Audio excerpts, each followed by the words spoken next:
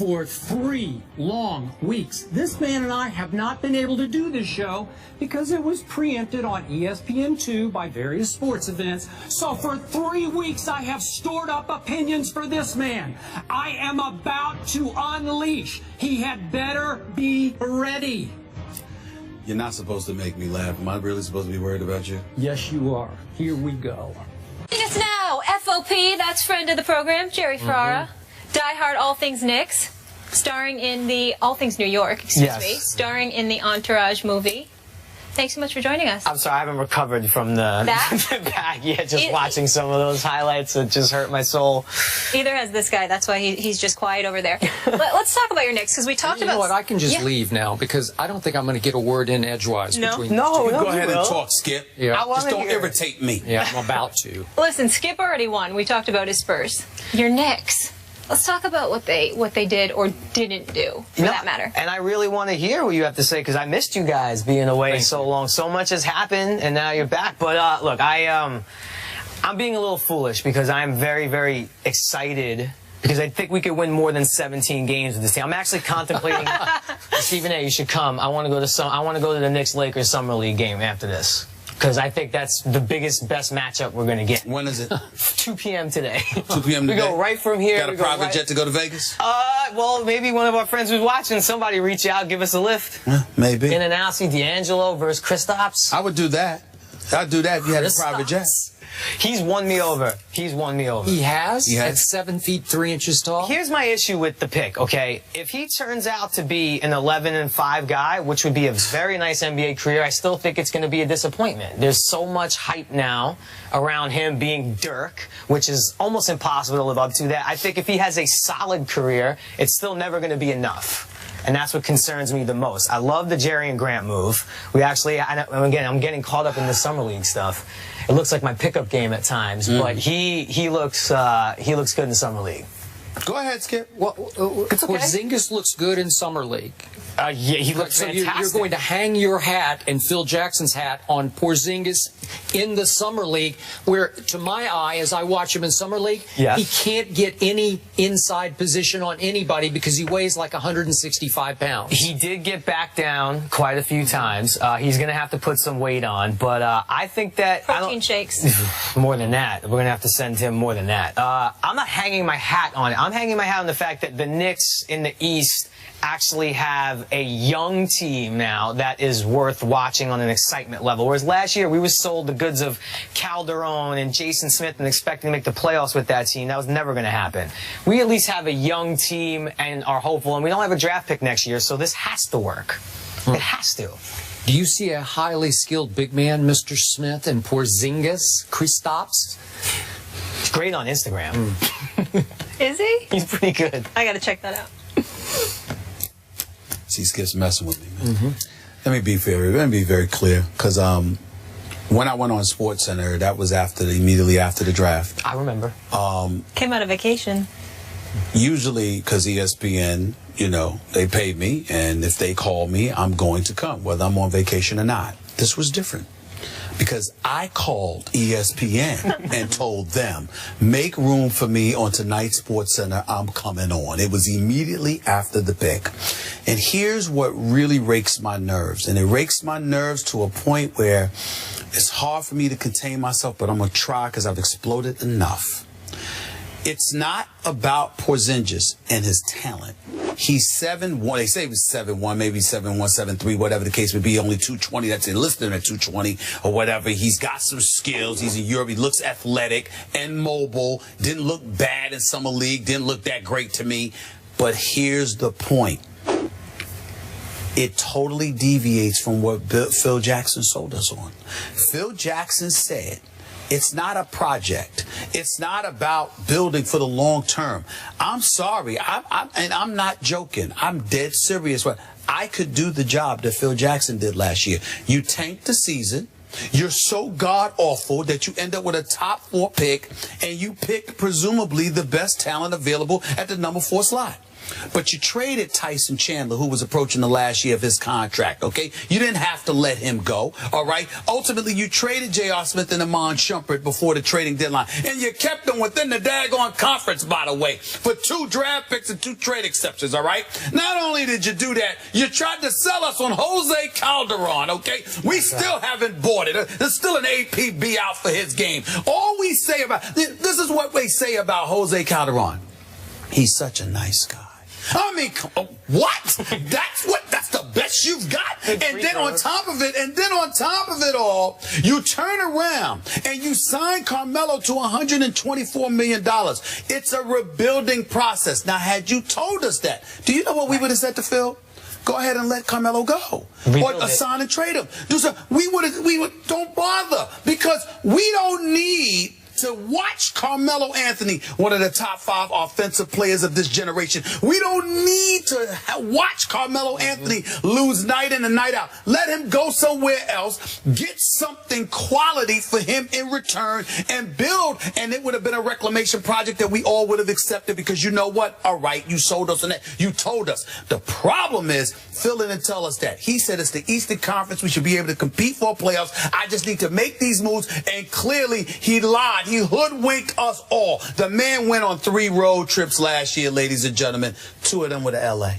Clippers, Lakers. I'm sorry, doesn't he live out here? I do believe he lives out here. That doesn't count as a road trip. That counts as you going home. Other than that, you went to London. The man, listen, when you got executives, watch these executives in this league. They're all over the place. They're at Summer League, they're at the games, they travel on the road. Not Phil Jackson. And if you're going to develop, I like Derek Fisher. You know how I feel about Derek Fisher. But if you're going to develop talent, don't you need to have somebody who's experienced as a coach in developing talent, as opposed to somebody who's never coached on any level in his life? Everything Phil Jackson has done, he has lied to us. And that's the issue. He didn't intentionally hoodwink you. He thought, I am Phil Jackson. I will set up shop in New York City. I will open my arms and they will come. All the big free agents will come to New York because they'll want to serve me. So he didn't lie to us. No. He lied to himself. He deluded because he's so himself. arrogant, so he deluded himself. Yeah. Either way, you lied, damn it. Let's get technical, Miss Samantha. Right. You lied to yourself, you lied to us. It's all the same to me, because you didn't tell the truth. And in the end, here's what it comes down to. And I'm getting sick and tired of people who cover sports not picking up on this, especially when it comes to the NBA. When you are an executive and you don't recruit in free agency, you are not doing your job. True. Yeah, you can go and draft. We got scouts and player personnel directors for that. The executive is supposed to be the dude that sits there and says, this is what I'm building. Come here. And Phil Jackson clearly is. Robin Lopez.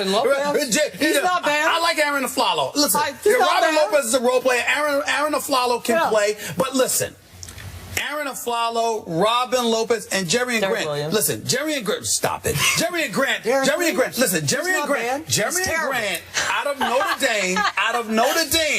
Notre Dame, is a really quality point guard. You don't need a point guard in the triangle. No. Just everywhere you turn, it's just awful. Just awful. There's a bigger problem now that's happening too, is because clearly free agents want to go to winning teams, as Monroe proved. So if it's another 18-win season, thank you, Molly, because we lost out on Greg Monroe to Milwaukee, who, by the way, Jason Kidd is doing a hell of a job. Oh, he really is. He is doing a special job. He really, really is. And they had him. Remember, he left the Knicks to go and be the coach of Brooklyn. He was right in your backyard. Everything that's associated with the Knicks, they lose. Okay, Everything. I am sick of talking about the New York Knicks because they bore me now. So let's talk about a team that does not bore me. Your Giants. Because I think they will be a threat to my Dallas Cowboys in the NFC East this year, though they might be missing their best pass rusher because of fireworks. Your thoughts? Well, when I first heard that, I was hoping that it was just something that was maybe going to be over-reported and was a minor thing and there wasn't much going on in the news cycle. And then you start hearing, like, we don't think it's career-threatening, so my radar went up immediately. And then there literally comes into play, like, his career. It's not even so much like as a Giant fan, yes, I want him on the field, but then also on the human level, like, you don't want to see, and I say kid with all due respect because he's younger than me, lose a career because of an accident like that. I do wish that, you know, some of these guys would just realize you just can't do the things that you used to enjoy doing as a kid. It's just a level of you got to put it down and let someone else do it. All right, can we stop with the niceties? He was stupid. I mean, that's just what it comes down to. You got $14.8 million on the table to sign for. Let's light him off. And you're gonna play around with fireworks? Really? You don't know better than that? I have no patience. Look, I am allergic to idiocy. There's a lot of things that we can tolerate. Idiocy shouldn't be one of them. There's certain dudes that deserve to miss a season just because they do something stupid. Just because they do something stupid. Right, but not a career. And that's why I started to feel nervous. Because when they start saying career it won't end his career. No, but I'm saying that was the he might not be able to grab as well, but it's just fractured and it's not going to end his career. He's going to play, but he ain't throwing the football. He'll be all right. Yeah. Well, we'll see. You know, we'll see. I have never understood how in this great country of ours we celebrate our independence every 4th of July by lighting small bombs in our hands. I don't really get it, but he did it. That should be in the contract. I always tell you, you shouldn't be in clubs after midnight. That should be in the contract. Skydiving, bungee jumping, motorcycle riding, firecracker popping on the 4th of July. It is idiocy of the highest order. And he comes off to me every time I see him interviewed or I watch him on the sidelines. He's like an overgrown kid, and I don't think he's grown up. Maybe he'll grow up now. Well, listen, here's the embarrassing part. The New York Giants fly from New York to go see you. And they can't get in to see you because your family or whomever it was shielding the Giants from getting in to see you. And you thought hiding for them would elevate your stock? I mean, really? I mean, really? You don't think that they would have something inside of them that says, maybe this is worse than what it appears? Because we want to see you and we can't even see you? Really? You know, you're taking millions from them. And by the way, JPP hasn't been the same in years. He hasn't been what he used to be. After that back injury, it was never the same. Oh, right. He did have a decent amount of No, he's big time. He's a big time talent when healthy. And they need him. And bottom line, I do think they're going to be really good next year. I think the Vereen pickup is going to be great for them because when Eli had like Ahmad Bradshaw to throw to, it changes his whole game. It does limit the interceptions a little bit, and I think Vereen is the best in the business at that. That offensive line is still suspect, y'all. It is, and I think having a good pass-catching running back will help alleviate some of that pressure as well. And if Victor Cruz is healthy, their offense is going to be legit. I think also the defense does have some problems, and if you lose JPP, it's not the same. Making me feel better about my Cowboys now. I see. That's where I like to set you up that way. By default. I like to set you up that way. You should feel very good about your Cowboys. Jerry, thanks so much for stopping by. Again, always a pleasure. I love when you guys are out here. Welcome back. And one last thing. We had a long talk a few years ago. Bubba Watson, will he win another major or not after his first Masters? I said yes. You said no. I had the research team check. He's got one since. I'm not often right. Is he going to win another one? Yeah, why not? Next weekend? Yes, why not? I think Jordan Spieth actually has a shot to win 3 in a row. Well, that's really stepping out. When well, you it just is. Under 20. Well, it is when he just won the John Deere Classic, and now he's got to fly to St. Andrews. I'm just saying, you acting like that's a big deal. You're really stepping out on a limb there the way he looked. Guys, speaking of 3 championships, Dwayne Wade has that, and he decided to keep his talents in South Beach, but have the Heat done enough to compete with the Cavs in the East, that weak Eastern Conference? That debate is coming up next.